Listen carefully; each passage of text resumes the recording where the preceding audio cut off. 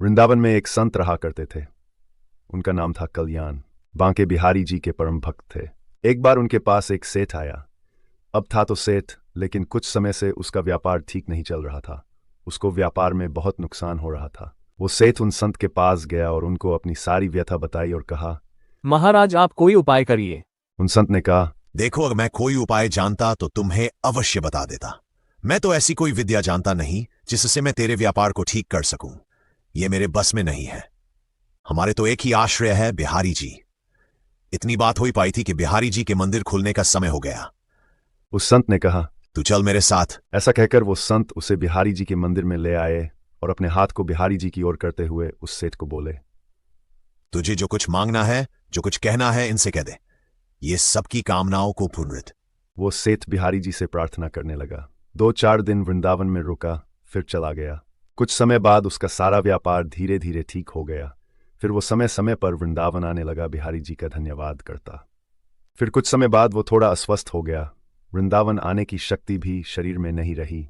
लेकिन उसका एक जानकार एक बार वृंदावन की यात्रा पर जा रहा था, तो उसको बड़ी प्रसन्नता हुई कि ये बिहारी जी का दर्शन करने जा रहा है। तो उसने उस व्यक्ति को 750 रुपये दिए और कहा कि ये धन तू बिहारी जी की सेवा में लगा देना और उनको पोशाक धारण करवा देना। वो भक्त जब वृंदावन आया तो उसने बिहारी जी के लिए पोशाक बनवाई और उनको भोग भी लगवाया। लेकिन इन सब व्यवस्था में धन थोड़ा ज्यादा खर्च हो गया। लेकिन उस भक्त ने सोचा कि चलो कोई बात नहीं, थोड़ी सेवा बिहारी जी की हमसे बन गई, कोई बात नहीं। लेकिन हमारे बिहारी जी तो बड़े नटखट है ही।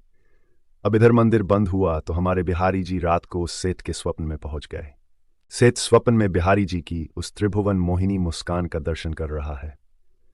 उस सेठ को स्वप्न में ही बिहारी जी ने कहा, तुमने जो मेरे लिए सेवा भेजी थी वो मैंने स्वीकार की, लेकिन उस सेवा में 259 रुपये ज्यादा लगे हैं। तुम उस भक्त को ये रुपया लौटा देना। ऐसा कहकर बिहारी जी अंतर्ध्यान हो गए।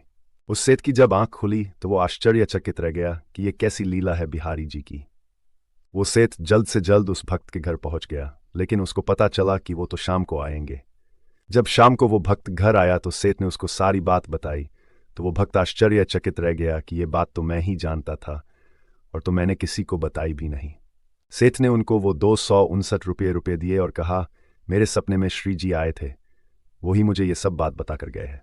ये लीला देखकर वो भक्त खुशी से मुस्कुराने लगा और बोला, जय हो बिहारी जी की। इस कलयुग में भी बिहारी जी की ऐसी लीला, ये किसी का कर्ज किसी के ऊपर नहीं रहने देते। जो एक बार इनकी शरण ले लेता है फिर उसे किसी से कुछ मांगना नहीं पड़ता, उसको सब कुछ मिलता चला जाता है। बोलिए वृंदावन बिहारी जी की जय।